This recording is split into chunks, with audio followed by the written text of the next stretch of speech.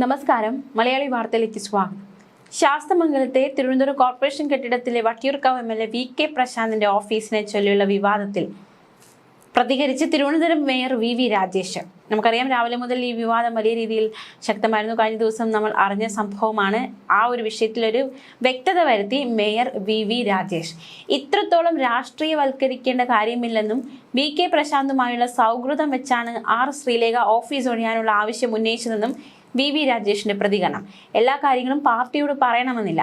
ഇങ്ങനെയൊരു ചർച്ച വന്ന സ്ഥിതിക്ക് ഇത്തരത്തിൽ കോർപ്പറേഷൻ കെട്ടിടം വാടകയ്ക്ക് കൊടുക്കുന്നതിലെ രേഖകൾ പരിശോധിക്കുമെന്നും 300 സ്ക്വയർ ഫീറ്റ് റൂം 832 രൂപയ്ക്കാണ് നൽകിയിരിക്കുന്നത്.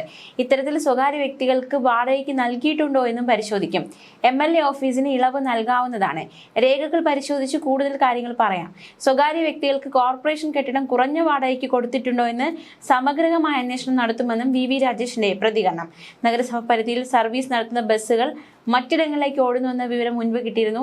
ഇത് പരിശോധിക്കും. നഗരത്തിലൂടെ ഓടാനാണ് ഈ ബസ്സുകൾ കേന്ദ്ര സർക്കാർ അനുവദിച്ചതെന്നും VV രാജേഷ് പറഞ്ഞു. CPM-നെ ഒഴിപ്പിച്ച് BJP അധികാരം പിടിച്ച തിരുവനന്തപുരം കോർപ്പറേഷനിലെ ആദ്യ രാഷ്ട്രീയ തർക്കമായി മാറിയിരിക്കുകയാണ് ശാസ്തമംഗലത്തെ VK പ്രശാന്ത് MLA-യുടെ ഓഫീസ്. ശാസ്തമംഗലത്തെ ഓഫീസ് ഒഴിയണമെന്ന സ്ഥലം കൗൺസിലറായ ശ്രീലേഖയുടെ ആവശ്യം MLA VK പ്രശാന്ത് തള്ളുകയായിരുന്നു. ശ്രീലേഖയുടെ തിട്ടൂരം അംഗീകരിക്കില്ലെന്ന് പ്രശാന്ത് പ്രതികരിച്ചു.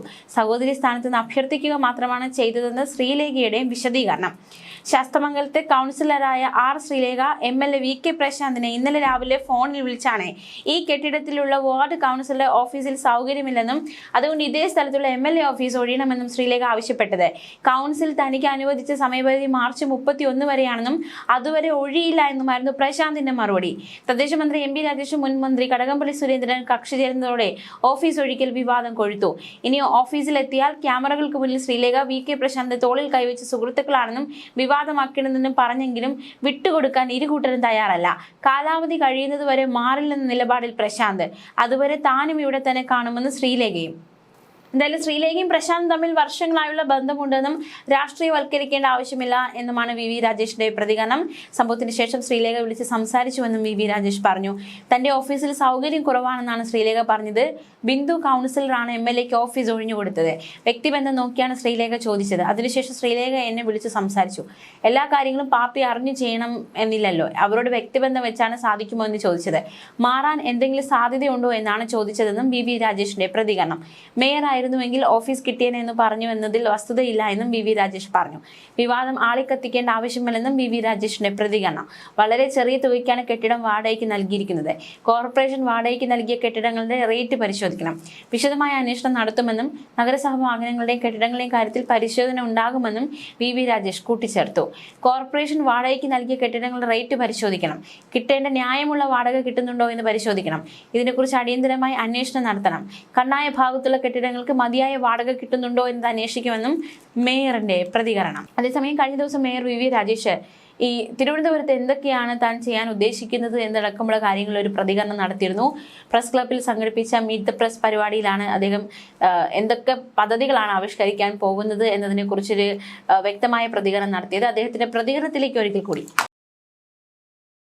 ഇപ്പൊ വയോമിത്രം പദ്ധതി ഇപ്പൊ നടപ്പിലായി വരുന്നുണ്ട്. ഇന്നലെ ആദ്യം ഒപ്പിട്ട ഫയല് നമ്മൾ 55 വാർഡുകളിൽ 65 വയസ്സ് കഴിഞ്ഞവരുടെ ചികിത്സയ്ക്ക് വേണ്ടി സാമ്പത്തിക സഹായം നൽകുന്ന ഒരു പദ്ധതി നടന്നു വരുന്നുണ്ട്.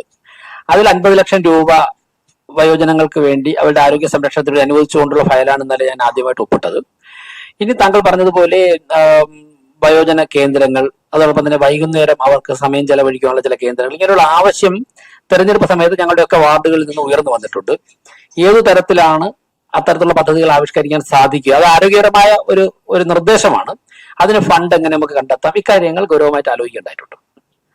അതായത് ഞാൻ പല ചോദ്യങ്ങളും കൂടെ കണക്ട് ചെയ്തിട്ട് ഒരു ഉത്തരം തരാം. പലരും കാര്യങ്ങൾ ചോദിക്കാൻ സാധ്യതയുണ്ട്. ഞങ്ങൾ തെരഞ്ഞെടുപ്പ് പ്രചരണ സമയത്ത് തന്നെ പറഞ്ഞിരുന്നല്ലോ, ഒരു വ്യക്തിയുടെ ദൈനംദിന ജീവിതത്തിൽ ഏറ്റവും കൂടുതൽ ഇടപെടാൻ സാധിക്കുന്ന ഒരു പ്രസ്ഥാനമാണ് തദ്ദേശ സ്വയംഭരണ സ്ഥാപനം.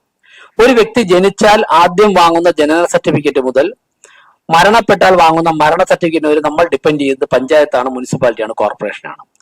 ഇതിനിടയ്ക്ക് നിരവധി തവണ നമ്മൾ ഈ സ്ഥാപനത്തിലൂടെ കടന്നു പോകണം. നമുക്ക് വീട്ടിൽ നികുതി അടയ്ക്കണമെങ്കിൽ അവിടെ സമീപിക്കണം, വീട് വയ്ക്കാൻ വേണ്ടി പ്ലാൻ വേണമെങ്കിൽ വരയ്ക്കണമെങ്കിൽ സമീപിക്കണം. നമ്മുടെ വീടിന് മുന്നിൽ മാലിന്യം കുന്നുകൂടി കിടന്നാൽ ആദ്യം വിളിക്കുന്ന പഞ്ചായത്ത് മെമ്പറെയാണ്. വെള്ളപ്പൊക്കം ഉണ്ടായാലും വിളിക്കും, കുടിവെള്ളം കിട്ടിയില്ലെങ്കിലും വിളിക്കും.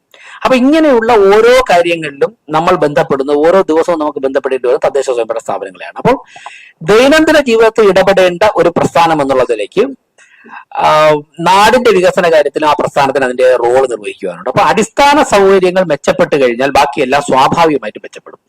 ഞങ്ങളപ്പോൾ ഷോർട്ട് ടേം പദ്ധതികൾ എന്നുള്ള നിലയ്ക്ക് പറഞ്ഞ വേസ്റ്റ് മാനേജ്മെന്റ്, സ്ട്രേ ഡോഗ്സിന്റെ ഇഷ്യൂസ്, ഇങ്ങനെയുള്ള കാര്യങ്ങൾ ഇടപെടും.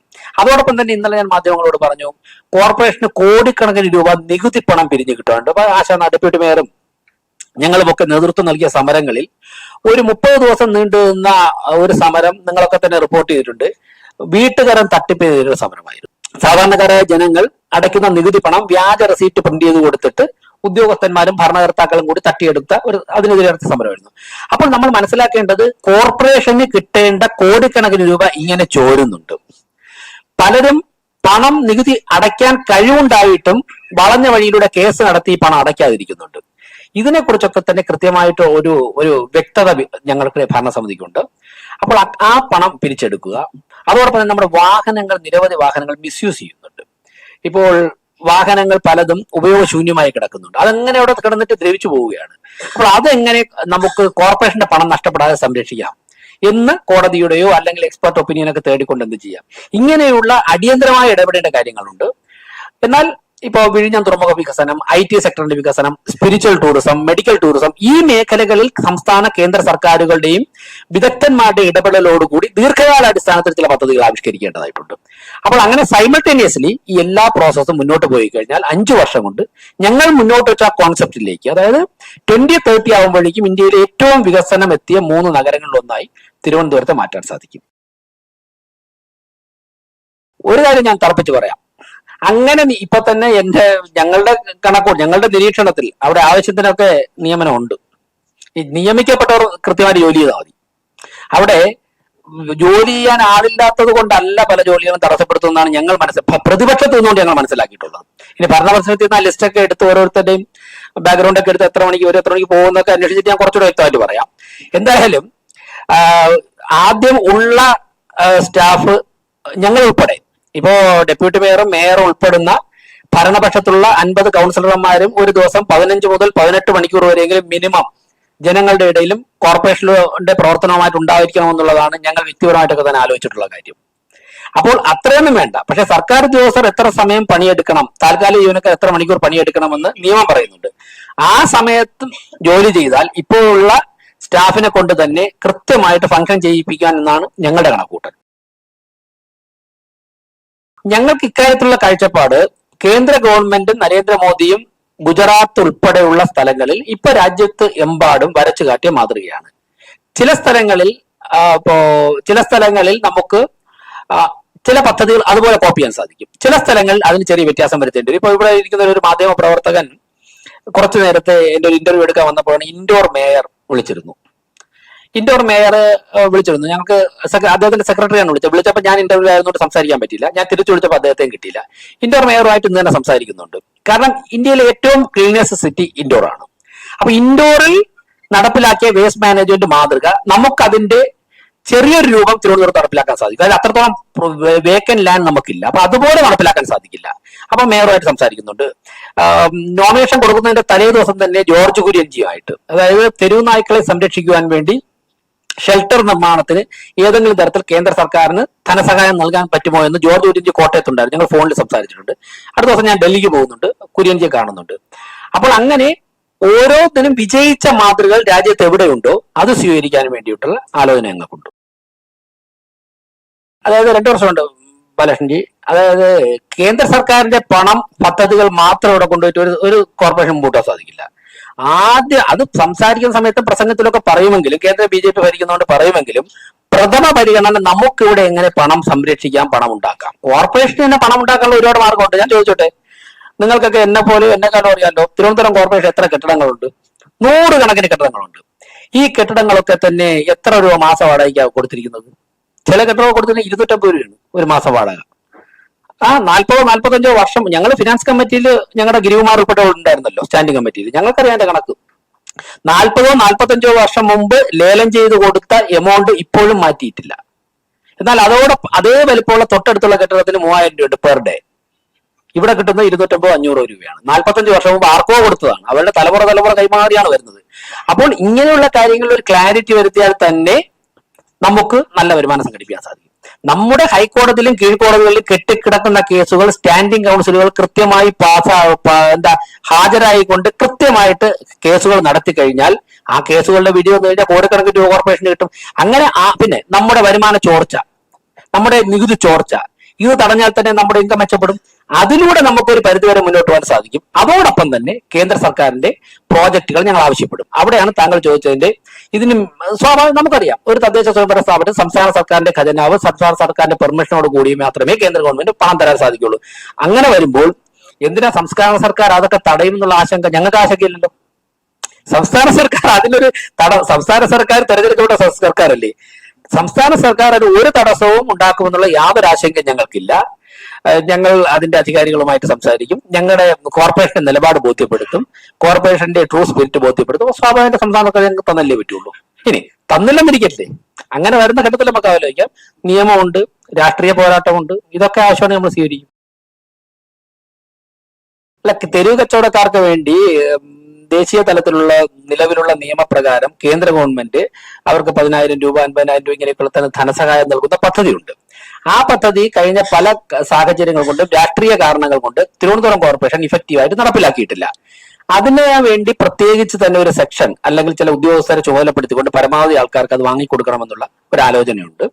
അത് ഞങ്ങളുടെ അനൗപചാരിക ചർച്ചകൾ വന്നിട്ടുണ്ട്. അതിലപ്പുറം മറ്റൊരു കാര്യം ഇപ്പോൾ ആലോചിച്ചിട്ടില്ല, വേണ്ട ഘട്ടങ്ങളിൽ അത് ആലോചിക്കും. ആലോചിച്ചിട്ട് പറയാം. അങ്ങനെയുള്ള കാര്യങ്ങളൊന്നും പാടില്ല എന്നുള്ള അഭിപ്രായമൊന്നും വ്യക്തിപരമായിട്ട് എനിക്കില്ല. നമുക്ക് ലോകത്ത് സാധ്യമായിട്ടുള്ള എല്ലാ സാഹചര്യങ്ങളും മനുഷ്യന് ജീവിതം എൻജോയ് ചെയ്ത് മുന്നോട്ട് പോകാനുള്ള സാഹചര്യം ഉണ്ടാകണം. ആവശ്യമായ സ്ഥലങ്ങളിൽ പരിധികൾ വേണം, പരിമിതികൾ ഉണ്ടാകണം എന്നുള്ള അഭിപ്രായമുണ്ട്. മറ്റുള്ള കാര്യങ്ങൾ വരുന്ന മുറയ്ക്ക് നമുക്ക് ആലോചിക്കാം. അതിനൊന്നും എതിരല്ല. അത് എല്ലാവർക്കും ഓർമ്മ ഉണ്ടാവുന്നുള്ളത് കൊണ്ട് ഞാനത് ആവർത്തിക്കുന്നില്ല.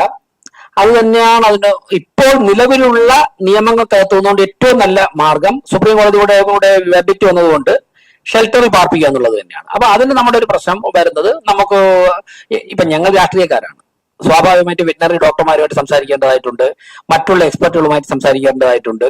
എവിടെയാണ് നമുക്ക് ഇതിലിപ്പോ ഒരു തെരുവുനായ ഷെൽട്ടർ നമുക്ക് ഒറ്റ ദിവസം കൊണ്ട് ഒഴിച്ചു ചെയ്യാൻ പറ്റില്ലല്ലോ.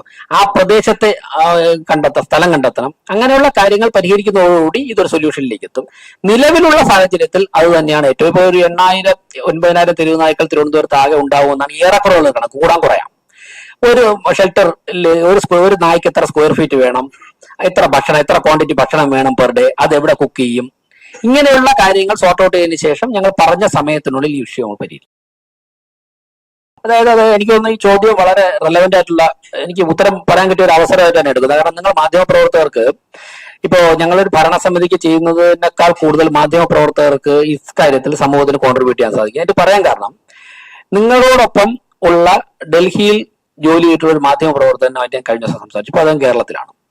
സംസാരിച്ചപ്പോ ഞാൻ ചോദിച്ചു എന്താ തിരുവനന്തപുരത്ത് എത്തിയിട്ടുള്ളത് ചോദിച്ചു. അപ്പൊ അദ്ദേഹത്തിന്റെ ഭാര്യ മാധ്യമപ്രവർത്തകയാണ്, ഇപ്പൊ കേരളത്തിലാണ്. അദ്ദേഹം പറഞ്ഞു അദ്ദേഹത്തിന്റെ കുഞ്ഞ് ആ സമയത്ത് അവിടെ ഉണ്ടായിരുന്നു, ഒരു 4 വയസ്സൊക്കെ ആയിട്ടുള്ളൂ. കുട്ടികൾക്ക് ഡൽഹിയിൽ താമസിക്കാൻ നിർവാഹമില്ല. കാരണം 5 വയസ്സിന് മുമ്പുള്ള കുഞ്ഞുങ്ങളൊക്കെ ആണെങ്കിൽ ശ്വാസകോശ പ്രശ്നങ്ങൾ ഉണ്ടാകുന്നു പൊല്യൂഷൻ കാരണം. അതുകൊണ്ടാണ് ഞങ്ങളെ കുട്ടിയുടെ ആരോഗ്യത്തിന് വേണ്ടി അച്ഛനും അമ്മയും ഡൽഹിയിൽ നിന്ന് ട്രിവാൻഡ്രത്തേക്ക് സെറ്റിൽ ചെയ്യുകയാണ്. ഇത് നേരിട്ടൊരു 8-10 ദിവസത്തിനകത്ത് എനിക്കുണ്ടായ അനുഭവമാണ്. ഡൽഹി നമുക്ക് ചിന്തിക്കാൻ നിർവാഹമില്ലാത്ത തരത്തിലേക്ക് പൊല്യൂട്ടഡ് ആണ്. സെയിം നമ്മൾ വളരെ ശ്രദ്ധിച്ചില്ലെങ്കിൽ തിരുവനന്തപുരത്ത് യാതൊരു സംശയവും വേണ്ട, ഡൽഹിയേക്കാൾ വേഗത്തിൽ ഇത് വ്യാപിക്കും എന്നുള്ള കാര്യത്തിൽ യാതൊരു സംശയവും വേണ്ട. ഇത് പരിഹരിക്കുവാൻ വേണ്ടിയാണ് 2070 ആകുമ്പോഴേക്കും ടോട്ടലി കാർബൺ ന്യൂട്രാലിറ്റിയിലേക്ക് എത്തണമെന്നുള്ള ലക്ഷ്യം വെച്ചുകൊണ്ടാണ് നരേന്ദ്രമോദി ഗവൺമെന്റ് തിരുവനന്തപുരത്ത് പരമാവധി ഇലക്ട്രിക് ബസ്സുകൾ അനുവദിച്ചത്. പക്ഷേ ദൗർഭാഗ്യകരമെന്ന് പറയട്ടെ, തിരുവനന്തപുരത്ത് അനുവദിച്ച ഇലക്ട്രിക് ബസ്സുകളിൽ പലതും അദ്ദേഹം പറഞ്ഞതുപോലെ ഇടുക്കിയിലും കട്ടപ്പനയിലാണ് ഓടുന്നത്. ഒടുവിൽ ഞങ്ങൾ ആശാനാഥൻ, ഞങ്ങളൊക്കെ ഉൾപ്പെടെയുള്ള കൗൺസിലർമാർ ഇടുക്കിയിലും കട്ടപ്പനയിലും നെയ്യാറ്റിൻകരയിൽ പോയി ബസ് തടയുമെന്ന് വാർത്ത കൊടുത്തപ്പോഴാണ് ചില ബസ്സുകൾ പിൻവലിച്ചത്. ഇപ്പോഴും ഞാൻ മനസ്സിലാക്കുന്നത് ആറ്റിങ്ങൽ, വെഞ്ഞാറമൂടൊക്കെ ഈ ഇലക്ട്രിക് ബസ്സുകൾ ഓടുന്നുണ്ട്. അപ്പോൾ 2 കാര്യങ്ങളാണ് പരിശോധിക്കേണ്ടത്. ഒന്ന്, അന്വേഷിച്ചപ്പോൾ അറിയുന്നത് ഈ ഇലക്ട്രിക് ബസ്സുകൾ സിറ്റിയിൽ മാത്രം ഓടിക്കഴിഞ്ഞാൽ അത് അവർക്ക് സിറ്റിയിൽ പരമാവധി ബസ്സുകൾ ഓടിച്ചു. ഇനി സിറ്റിയിലേക്ക് വരേണ്ട ആൾക്കാരെ ആറ്റിങ്ങൽ, നെയ്യാറ്റിങ്കര, നെടുമങ്ങാടത്തൊക്കെ കൊണ്ടുവരാൻ വേണ്ടിയാണ് അങ്ങോട്ട് വിട്ടിരിക്കുന്നതെന്നാണ് അനൌദ്യോഗികമായ ഉദ്യോഗസ്ഥൻ എന്നോട് പറഞ്ഞത്. പരിശോധിക്കണം. അപ്പൊ സിറ്റിയിലേക്ക് ആൾക്കാർക്ക് വരാൻ വേണ്ടി കൂടുതൽ സൗകര്യം ഉണ്ടാക്കാൻ വേണ്ടിയാണ് ചെയ്യുന്നതെങ്കിൽ നമുക്കത് എങ്ങനെയാണ് ചർച്ച ചെയ്യേണ്ടതാണ്. എനിവേ, തിരുവനന്തപുരം സിറ്റിക്കുള്ളിൽ പരമാവധി മലിനീകരണം കുറയ്ക്കുവാൻ ആവശ്യമുള്ള നിയമ നടപടി സ്വീകരിക്കും. ആ ബസ്സുകളുടെ സാഹചര്യം പരിശോധിക്കും. എന്താണ് സാഹചര്യം പരിശോധിച്ചിട്ട് ആവശ്യമാണെന്നുണ്ടെങ്കിൽ എല്ലാം തന്നെ തിരിച്ചു വിളിക്കുന്ന തീരുമാനമെടുക്കും.